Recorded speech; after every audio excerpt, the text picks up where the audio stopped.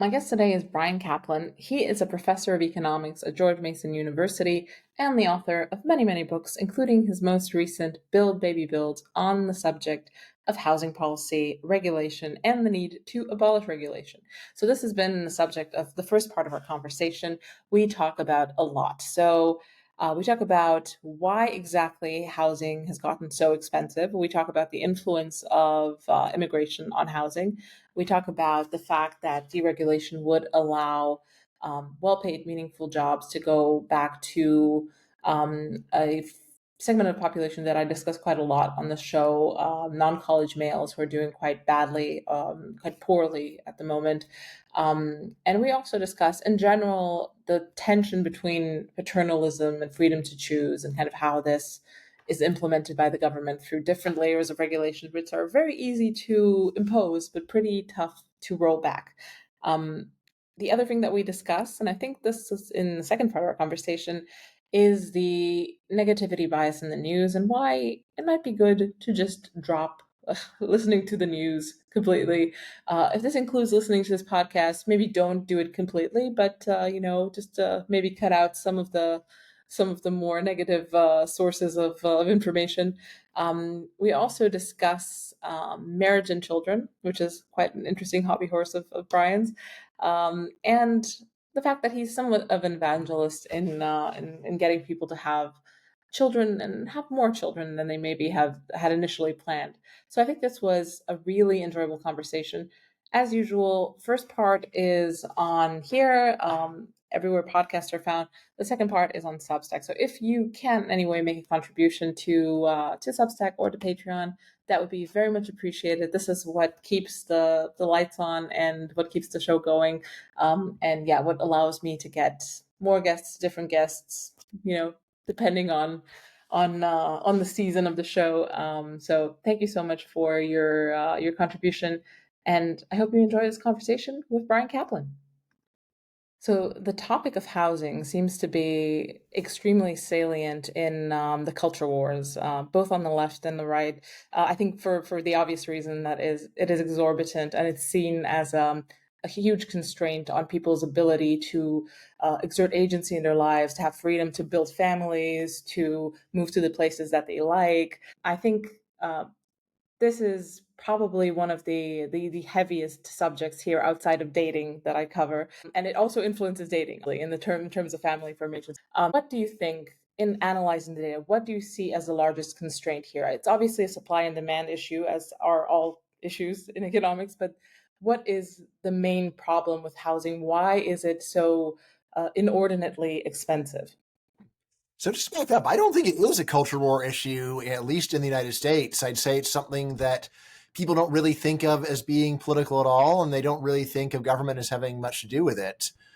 So I think that's Oh, it what's is. actually going At on. least at least on the right, or the kind of the circles that I travel in, the affordability of housing, the idea that people are priced out of housing, and tied in with the immigration issue, which I know you also have quite an interesting take on, which is not necessarily orthodox within right wing circles. It's seen as okay, the people, the indigenous people of the land, are being priced out of the possibility of a future by this booming housing cost. I Yeah, I know see your that's a position. real fringe view, at least in the United States. I think this is more of something where people just feel like it's asteroids falling from the sky and it's unfortunate, but it doesn't really have much to do with politics. And it's only a few people who really do see there's a connection. But Mhm. anyway, so now that we backed up, in answer to your original question, so what's going on, supply, demand? All right, here's the thing. We've got some real standard models in economics that say this. In the short run, if there's an increase in demand, prices go up, of course, and you get some supply response, but not enough to keep prices from going up. But the result of a short run increase in price is that price is above average cost. This is totally standard intro economics. It's like, well, if price is above average cost, what happens?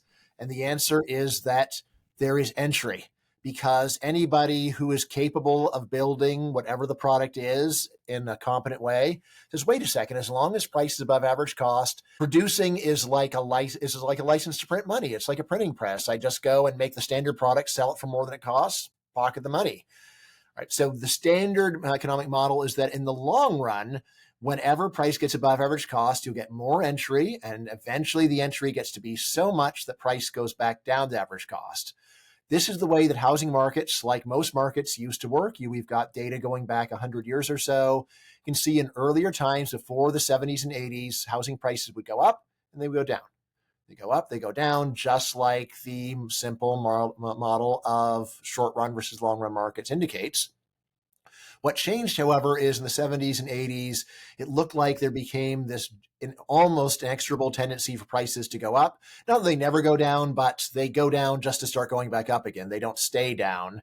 You'll see there was a big fall during the Great Recession in the United States, but we're now 12% above that, inflation adjusted.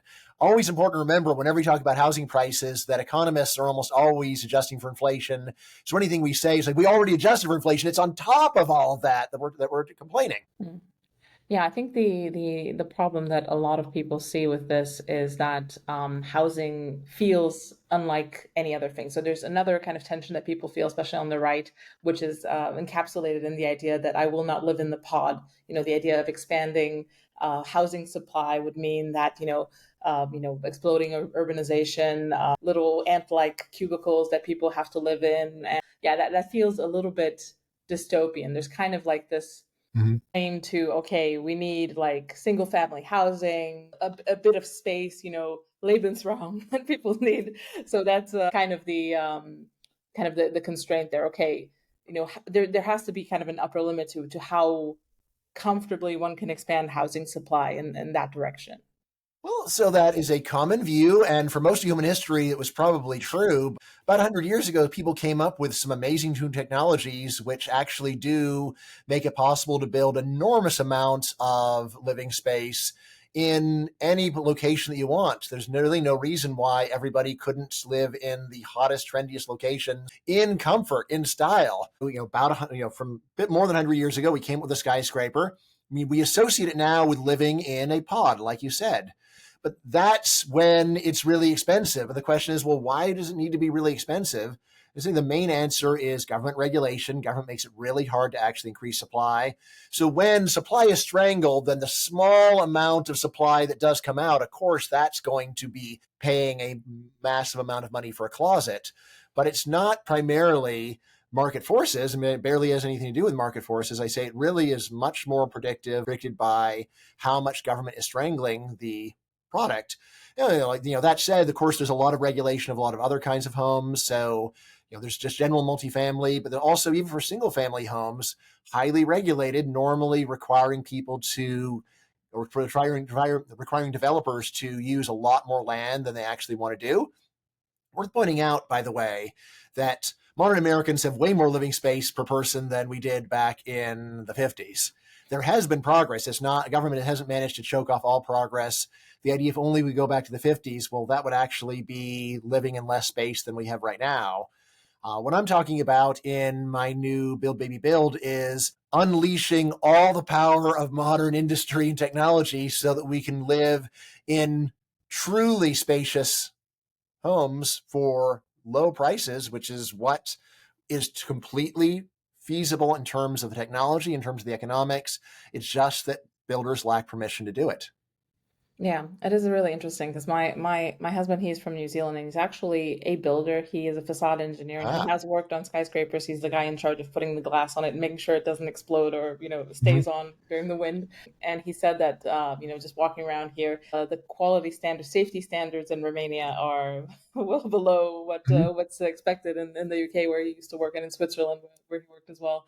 I think it's and for him it seemed scary in a way. I mean, how does one assess, okay, because I'm sure a lot of this regulation includes you know healthy limits on, okay, what is, especially in terms of how the tons worth of glass on a skyscraper, how they're positioned, fire safety, all this type of stuff is obviously important because there's just quite a lot of potential downside to it, something bad happening to it. Is there, I guess, I'm sure there's like assessment of, okay, how much of this is fluff, how much of this is actually necessary, gutting the whole thing is probably not a good idea. Is there a strategy to keep what is good and maybe cut out the unimportant bits? Right. I am a gutter. I actually would like to just go and throw all this regulation in the fires. Doesn't mean that I want buildings collapsing or glass exploding on people. I think that market forces are a standard and totally effective way of giving reasonable levels of safety. It is true that with enough regulation, you can go and eliminate accidents or nearly eliminate them. The question is, at what cost? Most of what I talk about in the book has nothing to do with safety. It's just things like you can't build skyscrapers, you can't build multifamily homes, you can't go and put a lot of homes on the same piece of land. And this is where I say we've just got a lot of research saying that these regulations are drastically increasing housing cost. But I do have a general critique of all government regulation, and in particular, anytime you're talking about safety, it's like, well, how much does it cost? How much of a reduction are you getting? The fact that you can go and put one story on the news does not mean that it should have been stopped, because it's like, well, how often does this occur? And this is the same thing that people do with risk generally. It's like, if you don't never want to be hit by a car, just stay home. You'll be safe.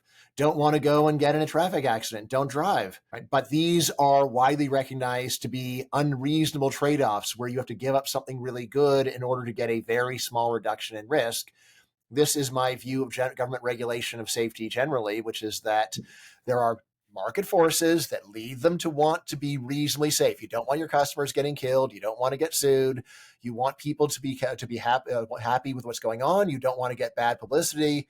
Say that's enough. The stuff that we get on top of that is not worth the extra cost.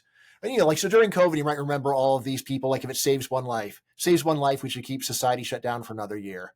No, wrong. That is a crazy attitude, and it is one that people do not use for themselves. So as I like to say, it's not that I disagree with you, it's that you disagree with you.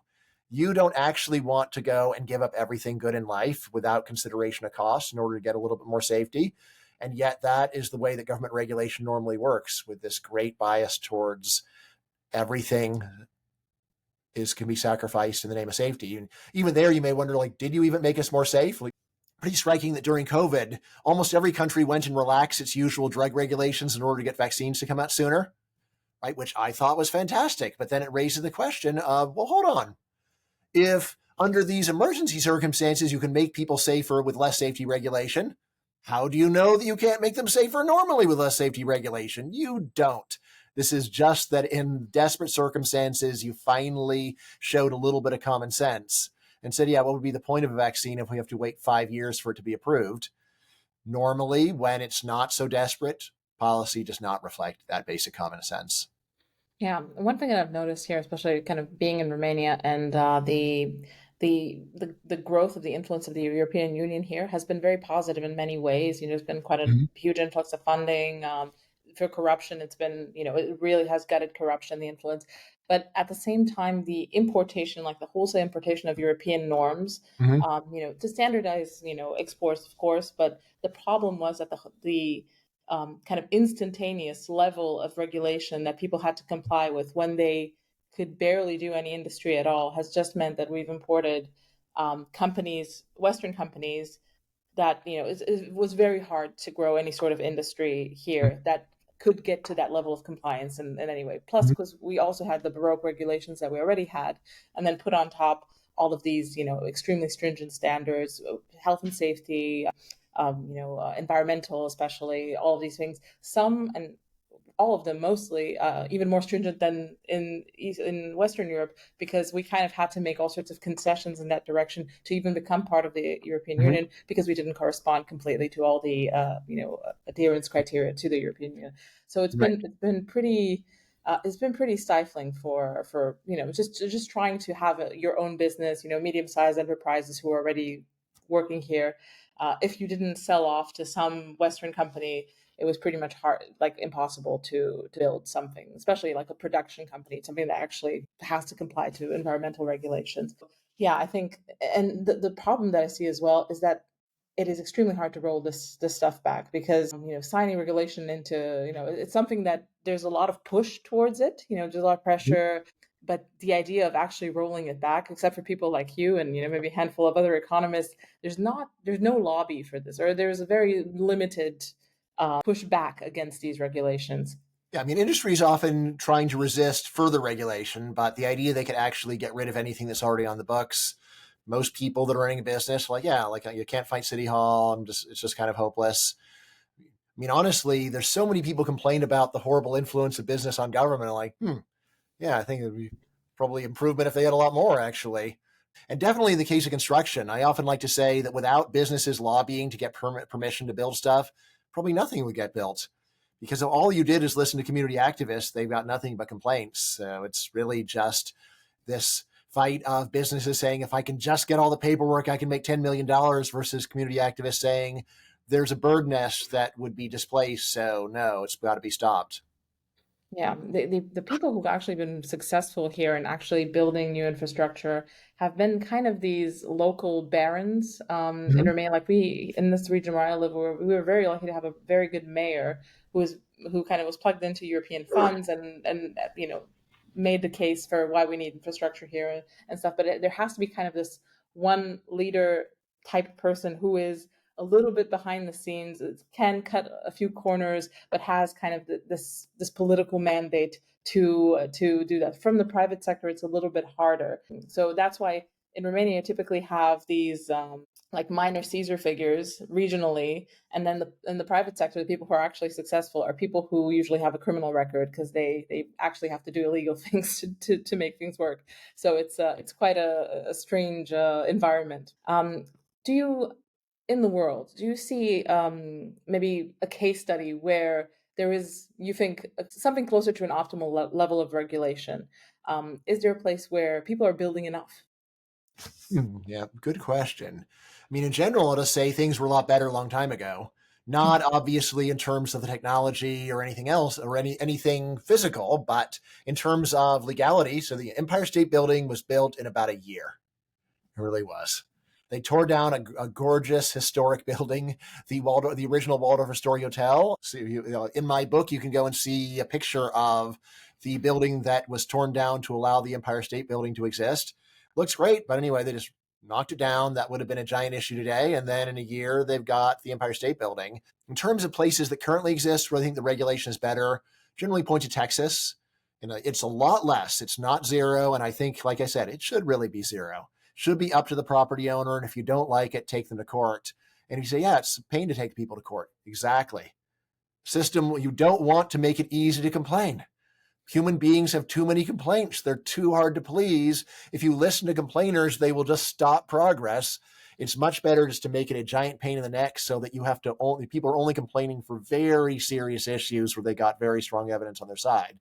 But still, I'll say Texas in general is one of the best places in the United States. This is a big part of why they're getting so many people moving there, is that you can afford to get a cheap home.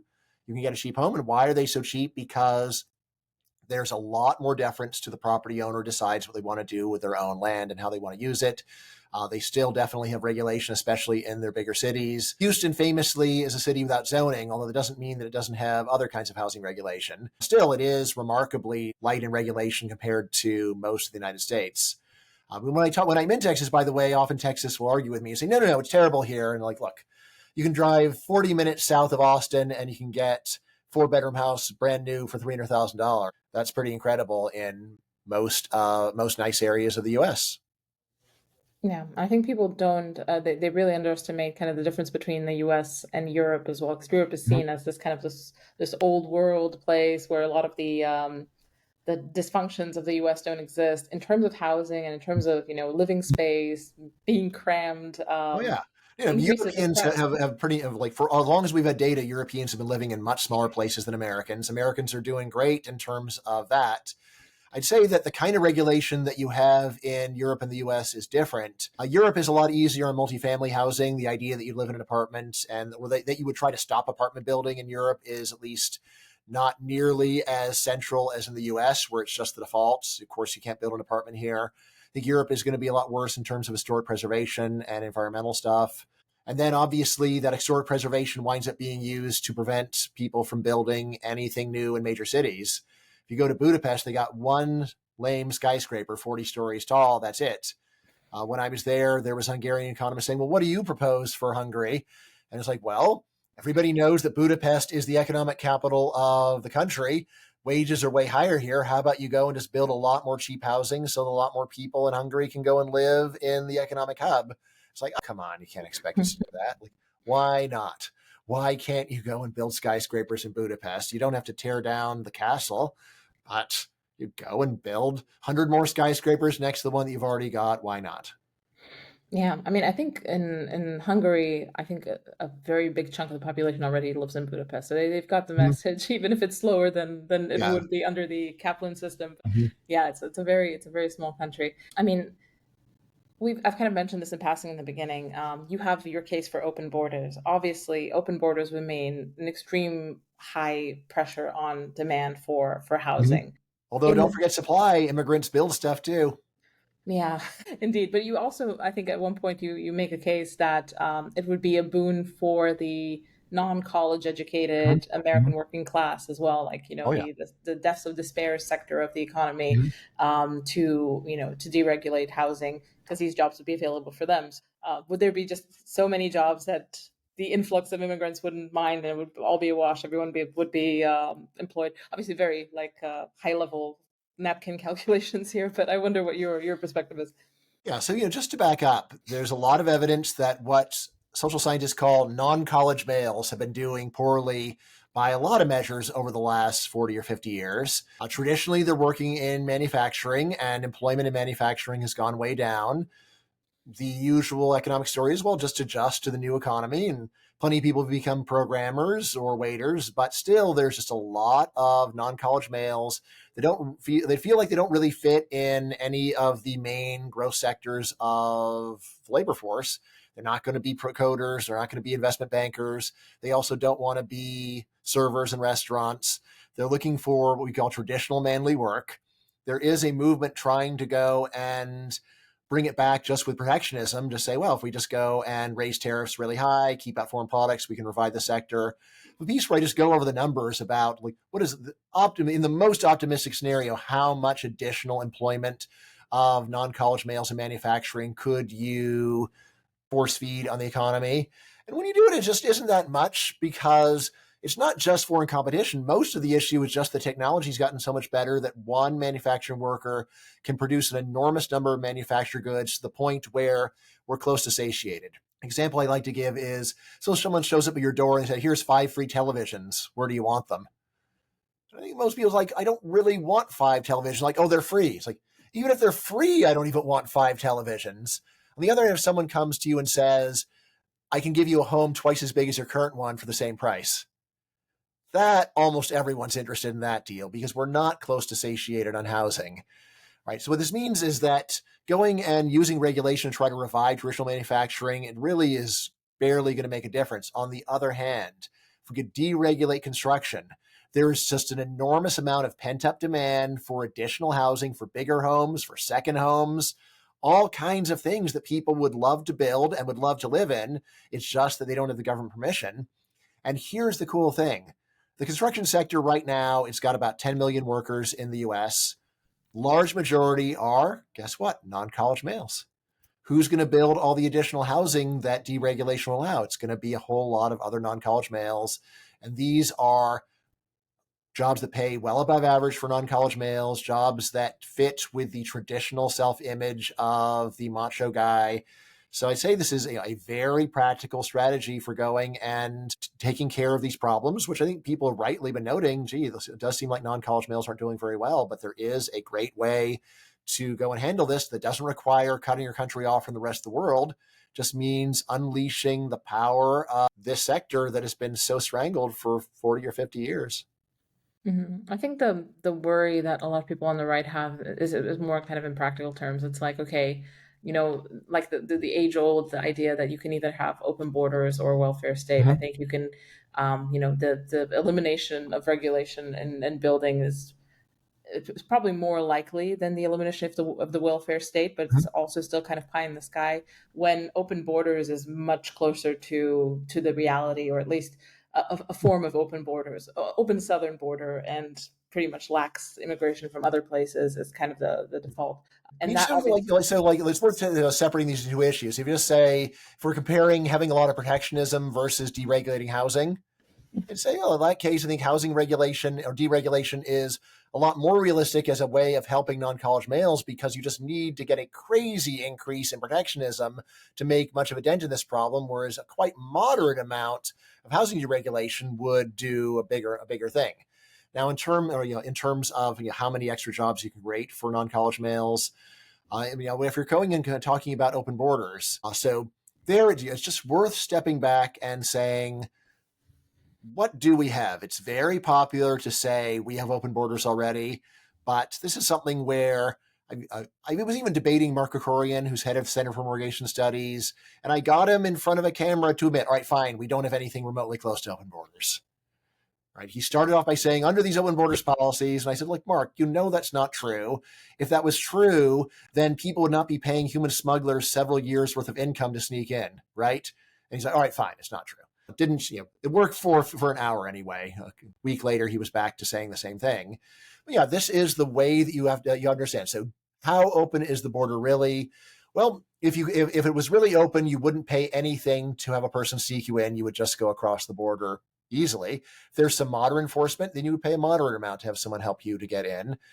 The actual story is that Mexicans pay generally several years' wages to get into the U.S., which gives you an idea of this is not something that is easy, right? If you had to go and pay several years' wages to go over to Bulgaria, right, you wouldn't do it. You say, that's too much money. I'm not going to go over there. Now, why would they pay so much money to get in? And the answer is you can make it back real fast because the wage differences are so great.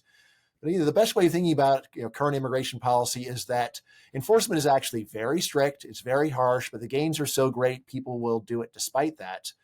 But the best way to think about how open the border is this. How many people would be here if they could actually just legally come and get a job? And I'd say for the U.S., it is totally reasonable to think it would be hundreds of millions of people compared to typical estimates of 11 million illegal immigrants in the U.S. Yes, I think. I mean, what do you think of the claims that the indigenous American population have to some sort of integrity of culture? Obviously, this is the opposite of any sort of call it cultural protectionism. There is By indigenous, I assume you don't mean the Native American Indians. no. Okay. I'm saying yes, Like, the founding you stock. gotta be careful with that kind of stuff, right? Just like you Mm. may wind up getting kicked out of your own country if you start just saying that indigenous people have a right to go and have total control over things. And so here's what I would say. People generally like this idea of we have a right to our culture, we have a right to preserve it. Then I think about my dad. So my dad is 85 years old. So he's born in 1938. How do you think he feels about modern American culture? Yeah, I don't think he wants to Not preserve very it. good. All right. Some of it is he doesn't like immigrants. He's probably the angriest anti-immigration person I know, in fact. But the main thing he doesn't like is just the way that native-born Americans have changed. It's just a totally different society. And you may say, so why didn't we go and protect his culture? And the answer is there's really only one way that you could have preserved what he considers to be the cultural peak of human society, which is the 1950s. There's only one way you could have preserved it as he likes, which is to deny the freedom of all younger people to change. That's what saying that we want to protect our culture amounts to. Now, you may say, well, that's not so big if it's just natives changing. It's not such a big transformation. When young people tell me this, I already say, all right, look, who do you have more culturally in common with? Your grandparents who are native born or immigrants of your own age? Well, almost everybody says, yeah, I guess I have a lot more in common culturally with immigrants my own age. So I'd say that it's just not true that cultural change over time is small, whereas cultural change from immigration is large. Rather, the normal thing for modern societies, that culture just changes a lot, whether or not you're letting in immigrants. And the only way to go and stop that would be to have a truly, not just authoritarian, you would need to have a totalitarian system where you keep making young people live the same way their parents lived. Yeah, I think this is very interesting, given that there are all sorts of subcultures online, and a lot of them are either nationalistic, some are upright, white, conserving, white nationalist. And there was an anecdote recently and on Substack that one of these kind of alt-right era white nationalists had moved to a rural area, to I guess be with his people. at one point Michael kind of Anisimov? no, I think it No, was okay, somebody Walt Bismarck. That's his else. Okay. pseudonym. He was on Hanania's podcast Mhm. recently, Oh, and it was the idea was that okay, he realized that he was actually had much more in common with the kind of the liberal urbanites that he resented, that mhm. had him move to the countryside. There's all sorts of social dysfunction that he couldn't understand, or he could understand, but he didn't really jive with, Didn't want to partake. he didn't want to partake. And I feel like there's this whole class of people who really enjoy the idea that they're, white people or a certain ethnicity, a certain nation have many things in common because they have a lot of distance from these people, but they have a lot of closeness to other people online who have the same idea that the white people, the nation, their co-ethnics have a lot in common. And we might have a lot in common online, but the reality, the living amongst the people, is a bit of a shock to the system for a lot of them. And he's not the only person saying this. It's quite it's becoming a common thing. This also happened to kind of the people who wanted to do farming, this trad back to the land thing. There's a lot of shock to the Yeah, system I because don't in know anything theory, about farming actually, and there's a reason why my ancestors stopped doing it. yeah, exactly. So yeah. Thinking about Romania, since you're there, so my wife's Romanian, my in-laws are of course Romanian. What was very striking to me is that when they took their first trip back from the United States to, they fled, just to back up, they fled under communism. They go back to the first post-communist era of Romania, come back and ask them what they thought about it, and they didn't have a single good thing to say. They fled from the system for their lives, and like, oh, it's terrible, like there's trash, and they're also not happy about a whole bunch of Turkish stores, and like, well, like, were there like books critical of the government that were available for sale, magazines, yeah, like, were the new business starting, yeah, but none of the good changes really registered with them. They were really just looking for bad things to complain about, and they're not so different from most human beings. If you just look at the news is almost entirely negative. No matter what kind of news you're looking at, they're just trying to tell people the worst things and upset them. This does not mean that the world is actually changing for the worst all the time. It means rather that if you want to get attention, you need to complain. You want to say things are bad. And furthermore, this reflects a deep-seated human psychological pessimism, which requires a lot of conscious effort to avoid. So yeah, like, I'm definitely old enough to go and look back and say there were a bunch of things that were much better when I was a kid. I've been a huge movie fan for most of my life, and I feel like 10 years ago, new Hollywood movies started being terrible. Mostly I just blame wokeness because they want to go and give their stupid sermons in movie form. But it's like, all right, that's really unfortunate. And I could sit around moping around and feeling sorry for myself. On the other hand, I could say, yeah, okay, I'm not liking the new movies very much, but the total number of new movies coming out is so large that the percentage I like can crash, and this total number is actually still more than I can keep up with.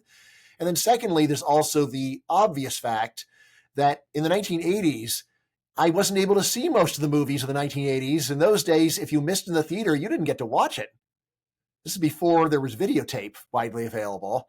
And now I can go and watch every single thing from the past that I like. So if things ever get so bad, and sometimes when I'm watching modern movies, I do feel like they're getting this bad, that I just want to retreat in the past, I've got an awesome past to retreat to at the click of a button.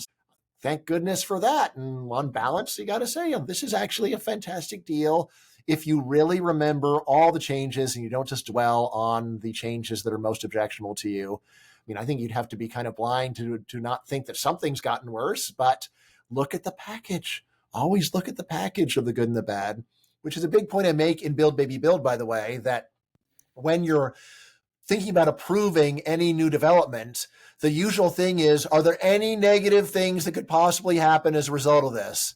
And the honest answer is, yeah, there's endless negative things that could happen as a result of doing it. But people almost never ask the question, what about positive things that are going to happen? What about those?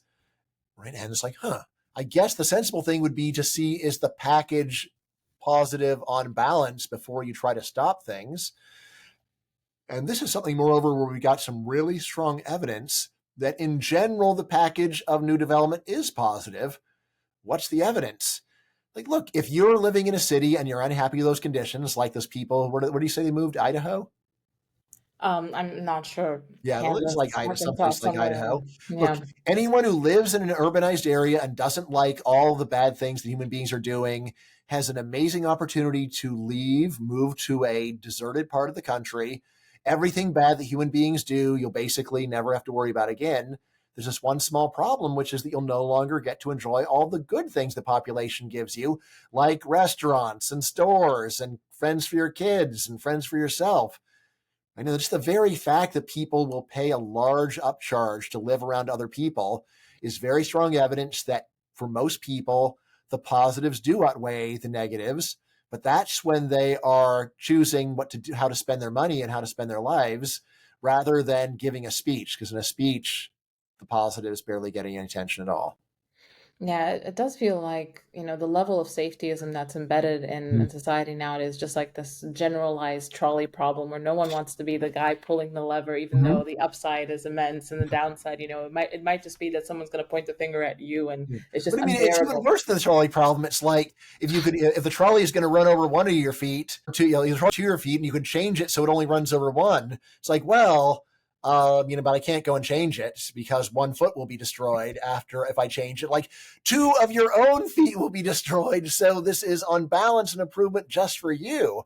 I mean, if people would just be selfish and that would be a big improvement over what we have now, where it's more that you are living under this crushing burden of this long list of strange rules. Yeah, there's like this widespread negativity bias that you mentioned in the Mhm. news and kind of how your in-laws also relate to things.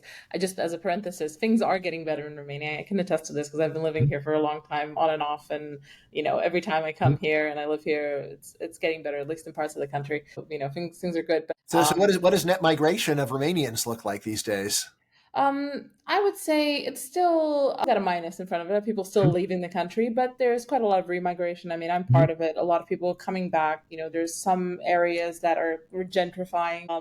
There is a lot of whatever one might think about it, the regeneration and restoration of historical kind of Austro-Hungarian buildings and all of this. Because I'm in the west of the country, so it's all kind of used to be part of the Austria-Hungarian Empire. A lot of tourism now, surprised a lot of Americans here, which is very strange. I didn't this did not used to be the case.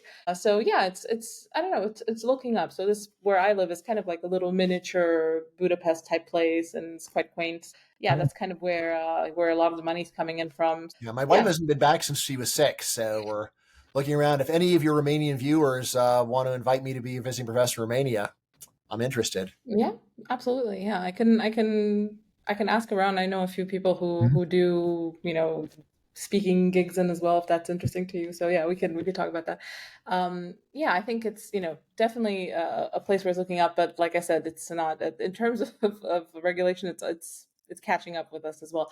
But I was thinking about the negativity bias that you mentioned in the news, in the culture wars, and I wonder, do you think it's just the fact that the internet is so ubiquitous now and everyone's very plugged in?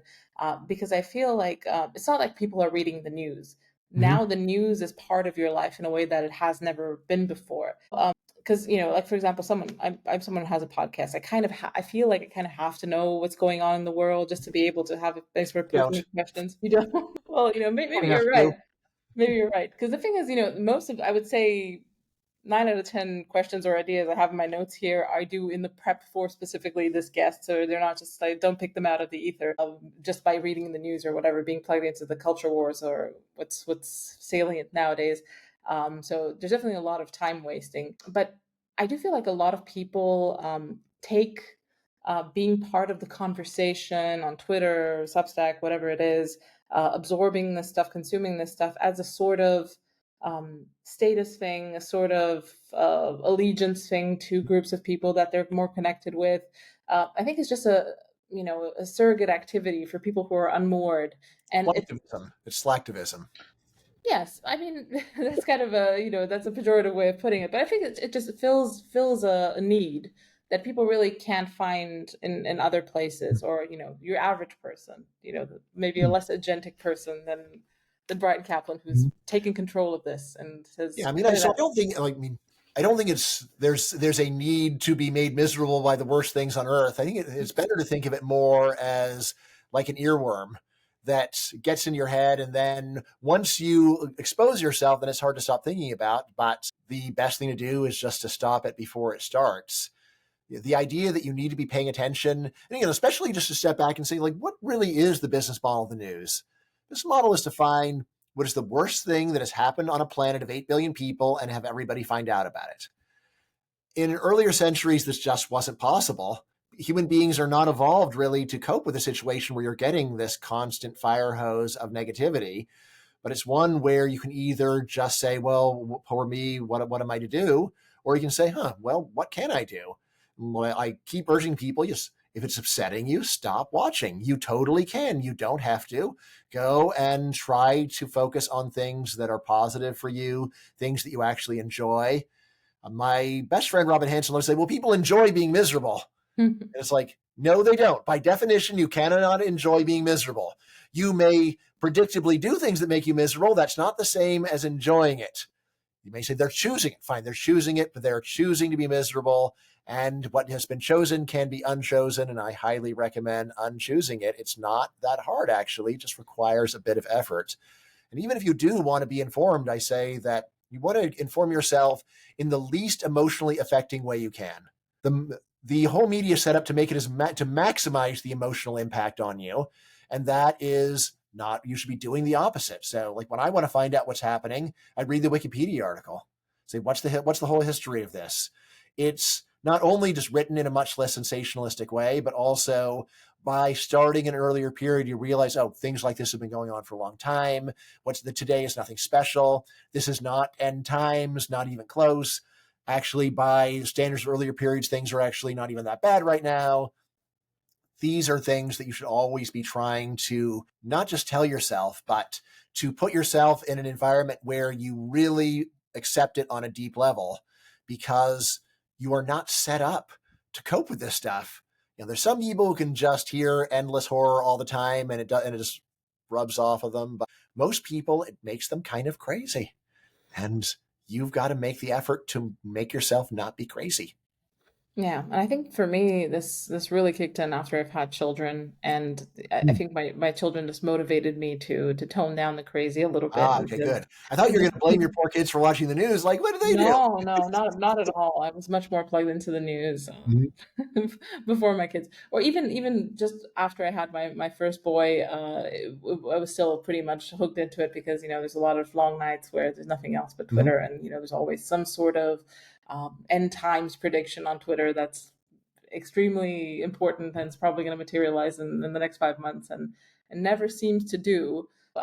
Yeah, I think when you have children, it's inevitably pulls you into, hey, I need to be pragmatic about Mm-hmm. the bare facts of life. Okay, there's food to be procured, there are things to be done. You just also don't have all of the time that you used to think about navel gaze and contemplate whatever horrors are in the world.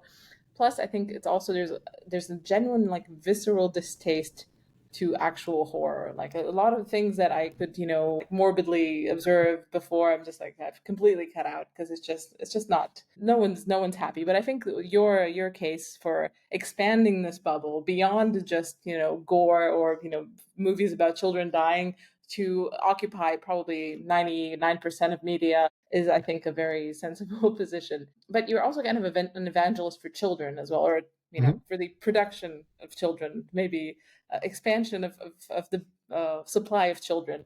And I know personally quite a lot of people, or at least two people, who have had more children because they were influenced by your by Yep. your. I've got pretty good numbers that at least I've talked hundreds of people into it through my writings, which is way more than anything else I've ever done is accomplished. Yeah, and it's interesting because I think in terms of initiatives, cultural messaging, the trad wives baking bread and stuff, I don't think anyone actually has empirical data on Mhm. how effective this messaging is and actually convincing people to produce children. Because what I find interesting about the trad movement, I've kind of been associated with it a little bit because I think Mhm. there's a legitimate cultural impulse for people wanting to step back, actually, form families, de-alienate themselves, reintegrate into a little bit more of a community. I think absolutely healthy impulses, but Yeah, a I agree. lot of it the kind of the artistry of it, the fact that it's all extremely complex, the fact that it embeds so many standards, the fact that it's kind of tied into like extreme levels of child rearing, I don't know, standards like, for example, attachment parenting and all sorts of things like that that are very, very labor intensive. Mhm. And if they were taken to the letter of the law, would occupy at least one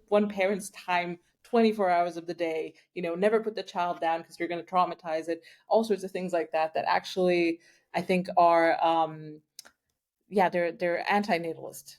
Definitely not pro-natalist. As much as one. Objectively antinatalist. If you enjoyed this conversation up to this point, you will also enjoy the extended version of the conversation, which is over on Substack. That's at alexkashuta.com or on patreon.com/aksubversive. Patreon has just a podcast, and Substack has a community, the back catalog of all my writing, a lot more archival things, a few more exclusive episodes. So it's slightly more of an enhanced version of the show. I really appreciate any sort of contribution that listeners can make. I don't have ads. I mean, except for if you're watching this on YouTube, you probably saw a few YouTube ads. I'm trying to, monetize a little bit on YouTube, but in general, I don't have ads. If you want to listen to podcasts, there are no ads on it. So essentially, subscriptions is the only thing that works, and I really, really do appreciate if you could make a contribution. Thank you so much for listening, and I hope you enjoyed this episode.